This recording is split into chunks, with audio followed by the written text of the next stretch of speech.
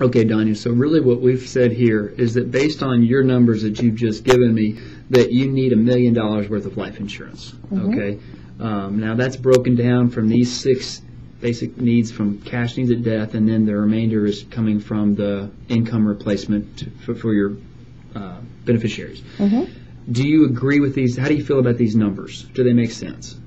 Yeah, it seems like they're really big, but I understand how we got them. Okay. Anything you want to change? No, I don't think so. So you agree that we really do need to insure your life for $1 million? Yes, I guess so. Okay.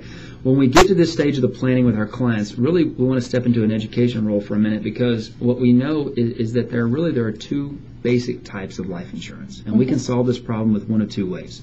And the most simplistic way to think about it is that when you go try and figure out a place to live, there are really 2 ways that you can do it. You can rent or you can own. You can buy the house or you can rent the house. You with me? Absolutely. Okay. All right. So as we examine that and kind of compare life insurance to renting versus owning, really want to take a step back, because there are advantages and disadvantages to both. Okay, so if we really look at this for a second, if we're just simply going to talk about renting, what would you think are maybe some of the advantages to renting?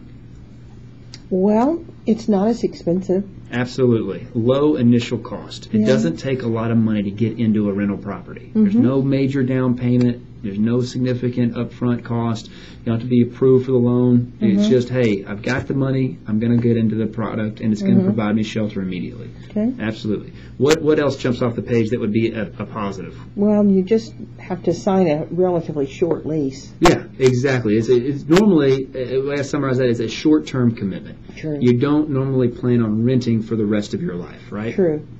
So we know that it's just kind of a short-term deal. Okay, and then any ideas as kind of maybe what some of the negatives would be, though? Oh yeah, because that's why we bought our house so early. You don't get any equity in it when you rent. Exactly right. No equity and no tax deductions. That's right. That's right. No tax. So no taxes, but also is what we find too is that the cost of the rental property can increase. Right, if the landlord decides. Every time you get a new lease. Exactly. So when you go to renew the lease, normally you're going to have increasing cost. Right. Whereas if you had a fixed mortgage, you know that's level for 30 years. Okay, so if we look at owning and we kind of break it down the same way, what would you say would, kind of we can flip these if you kind of understand kind of where we're going with this for a second. But initially, as we've already said, first and foremost is you're going to build equity. Right. And you're going to create a significant amount of value, and you're going to own the property. And there's definite positive tax treatment to it, and you're going to have a fixed cost over time. Right. Okay, so actually, if you rented your whole life and I owned my whole life, I would probably pay less. Would you agree? Yes. Okay. Now, if we looked at the negatives, though, it's kind of, again, flipping it, is that we have a high initial cost. And most people don't buy a home if they know they're going to move 3 years later. Right. So it's more of a long-term commitment. Now, I'll put that down here as a negative, but ultimately that can absolutely be a positive. I know when we bought our house in Richardson, we plan on being there for 30 years. So it's a good move for us. So a long-term commitment is not a bad thing if the timing is right to make that commitment. Okay. Any questions at all about these? I know this is so simple and basic, but that's how I want you to feel about life insurance, because so many people don't understand it, but it's just really, it's just so simple and basic. You can rent it, which essentially, go back up here and write it down as term insurance, and then owning is really permanent. Really? Yes. Now, when we were going through the fact finder, you had said that you would feel comfortable setting aside about $500 a month, right? Now, we identified there are several goals that you have, and we know that was simply really important to save for retirement. That was the number one goal. And so that $500 is not definitely earmarked 100% just for life insurance. It's really focused on, okay, this is how much I could set aside in my budget, and these are my goals. Now, I think when we started, did you really feel like the life insurance part of it was your number one goal? Yes. Okay. All right. Well, that's good.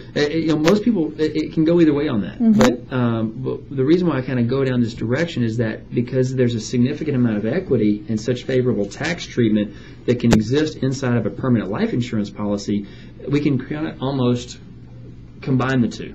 okay? And we can create the protection that you need, but also start the path of accumulating money. Well, that's interesting. All right. So when we look at this, if money weren't an issue, which one would you want to do? Oh, I definitely want to own.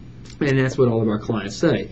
The fact is, though, again, understand that we want to make sure you have the right amount of coverage that totally fits within your budget.